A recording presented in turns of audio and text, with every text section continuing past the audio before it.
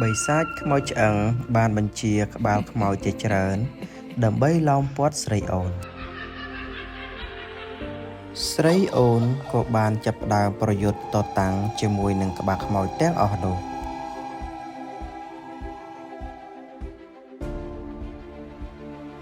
គ្រានោះបុត្រីស្ដេចនាគរាជក៏បានប្រែក្រឡាខ្លួនទៅជាសត្វនាគ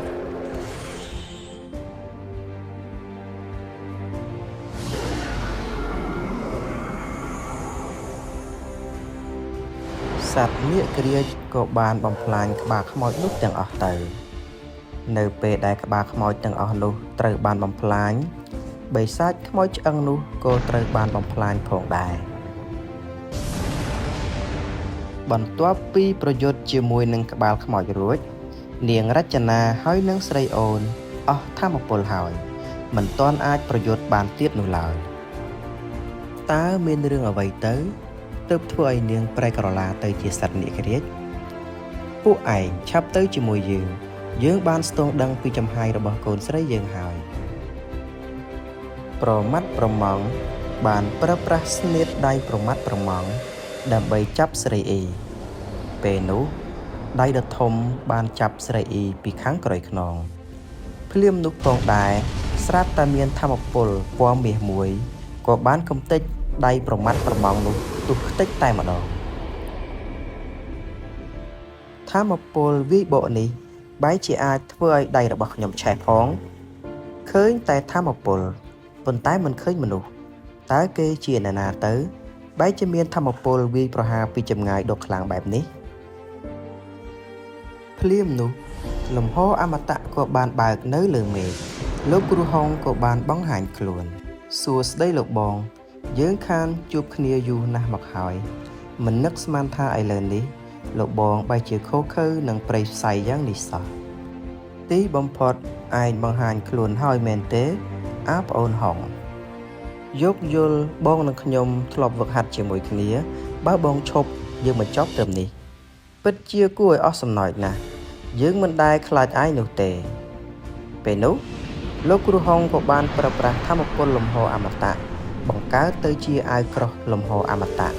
ដែលបង្កការភ្ញាក់ផ្អើលដល់គ្រូរបស់គេជាខ្លាំងបើបងមិនអាចបកក្រោយបានទេថ្ងៃនេះខ្ញុំនឹងកម្ចាត់បងចោលអាល្អិតម្នាក់នេះបែរជានឹកឃើញយកថាមពលលំហអមតៈបង្កើតជាអាវក្រោះផងនឹកឃើញដល់ការនោះតាកញ្ចាស់ចង្រៃនោះមិនបានបង្រៀនវិធីផលិតដំណក់ទឹកវិតាមីនដល់យើងនោះឡើយគេបែរជាផ្ទេរវិជ្ជានេះទៅឲ្យឯងសំណាងល្អខ្លាំងណាស់ដែលគេមិនបានដឹងថាវិជ្ជាផលិតដំណក់ទឹកវីតាមីននោះខ្ញុំបានឆ្លាក់នៅលើផ្ទាំងសាលានៅកន្លែងដែលខ្ញុំស្នាក់នៅប្រសិនបើគេបានដឹងប្រកាសជាវិជ្ជានេះត្រូវបានបែកធ្លាយមិនខានស្រីអូននាងពិតជាមានទេពកោសល្យខ្លាំងណាស់នាងគ្រាន់តែសិក្សារៀនសូត្រដោយខ្លួនឯងក៏ចេះបាត់ទៅហើយតែទោះជាយ៉ាងណាក៏ខ្ញុំត្រូវតែណែនាំនាងបន្ថែមទៀតបានហើយមិនចាំបាច់អស់បន្លាយទៀតទេខ្ញុំនឹងកម្ចាត់បងចោលដើម្បីជួយសង្គ្រោះដល់មនុស្សលោកបែកគ្នាយូរណាស់ទៅហើយឯងនៅតែកម្រិតទី5ដដែលហើយបែរជាមកកម្ចាត់យើងចោលផងពិតជាគួរអស់សំណោចខ្លាំងណាស់លោកគ្រូហុងក៏បានប្រើប្រាស់ស្នៀតកោះហៅសត្វទេពមួយក្បាលដែលបានបង្កើតឡើងពីប្រភពថាមពលនៃលំហអមតៈក៏បានចេញមកអាល្អិតឯងប្រើស្នៀតមួយនេះចំណាយថាមពលច្រើនណាស់ប្រសិនបើស្នៀតនេះមិនអាចឈ្នះគេបានទេឯងប្រកាសជាស្លាប់មិនខាន